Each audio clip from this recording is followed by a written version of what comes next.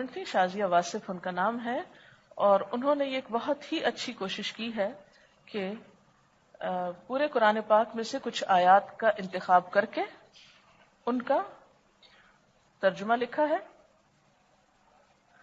اور کچھ چیزوں کا خلاصہ. مثلا سورۃ الفاتحہ ہے تو اس کو ایک پیج میں انہوں نے خلاصہ کر دیا ہے اور اس کی موٹی موٹی باتیں بتا دی ہیں. پھر اسی طرح سورۃ البقرہ ہے تو 1 سے 5 آیت کا خلاصہ، پھر آگے اسی طرح. تو یہ پورے 30 پارس کا انہوں نے اس طرح کیا ہے.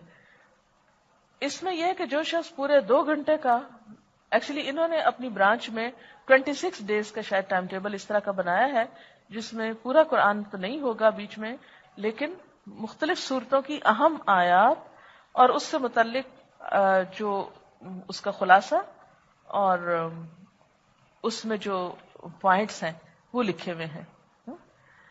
مثلا آیت 183 سے 188 تک یہ جو رمضان کی آیتیں ہیں، انہوں نے اس کے بارے میں لکھا ہوا ہے روزوں کا مقصد، حصول تقوی، اللہ کا احساس، اس کی محبت اور خوف، تقوی کے حصول کے طریقے، رمضان میں کرنے کے کام. نمبر 1 روزوں کی تعداد پوری کرنا، نمبر 2 قرآن کے ساتھ تعلق، نمبر 3 تکبیرات، نمبر 4 اللہ کا شکر ادا کرنا، دعا کا اہتمام کرنا، سحری کھانا، اعتکاف کرنا، اللہ کے حکم سے حلال چیزوں سے جیسے رکے حرام سے بچنا، میاں بیوی کا تعلق، اس کو اللہ تعالیٰ نے بہت خوبصورتی سے بیان کیا. یعنی اللہ تعالیٰ عبادات کے ساتھ ساتھ ہی حقوق العباد کا بھی ذکر کر دیتے ہیں، وہ خوبصورت طریقے سے سکھاتے ہیں. پھر اسی طرح مختلف آیات کے نمبر کے ساتھ انہوں نے طریقہ کار اپنا یہ لکھا تھا. اس کا انہوں نے طریقہ کار بھی بتایا ہے کہ یہ انہوں نے لکھا ہے کہ آپ سے آخری ملاقات کے بعد میں نے دورہ قرآن کے لیے منتخب آیات کو بہت مختصراً خلاصہ کیا ہے. وقت جتنا ملا اور دماغ نے جتنا ساتھ دیا، اس حساب سے یہ ایک ٹوٹی پوٹی کوشش ہے. اس کو کمپائل کرنے کا مقصد صرف یہ تھا کہ جو محنت ہم نے کی ہے اس سے چند اور لوگ بھی فائدہ اٹھا لیں. میٹرو سے جو لسٹ ملی تھی منتخب آیات کی وہ ایک حد تک ملتی جلتی تھی، لیکن کئی جگہ مختلف بھی تھی. جو چیز مجھے مناسب لگی میں نے اس کا انتخاب کیا. اگر آپ کو یہ اس لائق لگے اور دوسرے لوگ اس سے فائدہ اٹھا سکتے ہو تو استعمال کر لیجیے. ایک بہت خوبصورت احساس جو مجھے ہوا اس دوران وہ آپ سے شیئر کرنا چاہوں گی. قرآن رمضان میں دوسروں تک پہنچانا ہے، یہ احساس تھا پورے کے بجائے وہ حصہ جو لوگوں کا شوق ابھارے. کیونکہ پچھلی جو ہماری میٹنگ ہوئی تھی یہاں پر، اس میں ایک سجیشن یہ دی گئی تھی کہ ایک تو ہے پورا پارے کا ترجمہ کرنا 2 گھنٹے میں کم از کم، لیکن سب کے پاس 2 گھنٹے نہیں ہوتے. مثلا اگر آپ کسی اسکول میں جا رہے ہیں، یا اگر آپ کسی اپنے بچوں کے ساتھ بیٹھ کے بات کر رہے ہیں، یا آپ اپنے ہسبینڈ کے ساتھ ڈسکس کر رہے ہیں قرآن پاک کو، یا کہیں بھی جس میں ٹائم کم ہے، تو پورا قرآن کی بجائے کچھ آیات لے لی جائیں. لیکن لوگوں کو قرآن سے کسی نہ کسی طرح مانوس کیا جائے اور بتایا جائے کہ یہ کتاب کہتی کیا ہے،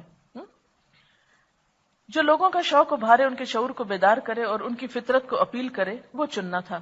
لیکن یہ سوچ کہ اتنے کم وقت اور اتنی سطحی نظر میں کیا ہوگا، یوں نظر آ رہی تھی. یعنی جب یہ بات ہو رہی تھی تو یوں لگتا تھا کہ تھوڑے سے وقت میں ہم اتنی بات کیسے لوگوں کو بتائیں گے. پورا کر لینے کے بعد، یعنی جب انہوں نے کام یہ کر لیا، پورا کرنے کے بعد مجھے اندازہ ہوا کہ اتنے تھوڑے دنوں میں پورے قرآن سے گزرنے کا الگ ہی لطف ہے. کبھی کبھی we lose sight of the forest for the trees. We lose sight of the forest for the trees. اتنی گہرائی میں چلے جاتے ہیں کہ ہم بالکل سامنے کی چیز یعنی روح کو نظر انداز کر جاتے ہیں. ایک دین کی تصویر ملی جو اور ایک خلاصہ سمجھ میں آیا. وہ بہت ہلکے پھلکے پڑھنے میں نہ آتا تھا. کون سی باتیں بار بار دہرائی گئیں، وہ راسخ ہوتی گئی، بالکل ایسے ہی جیسے ایک کھیت میں اتر کر فطرت سے قریب ہو کر بے انتہا مسرت اور لطف محسوس ہوتا ہے. لیکن انہی کھیتوں کو جہاز سے اڑتے ہوئے دیکھو تو الگ ہی حسن نظر آتا ہے، نگاہ ہٹانے کا دل ہی نہیں چاہتا. پوری تصویر نگاہ میں ایک ہی ٹائم میں سما جاتی ہے.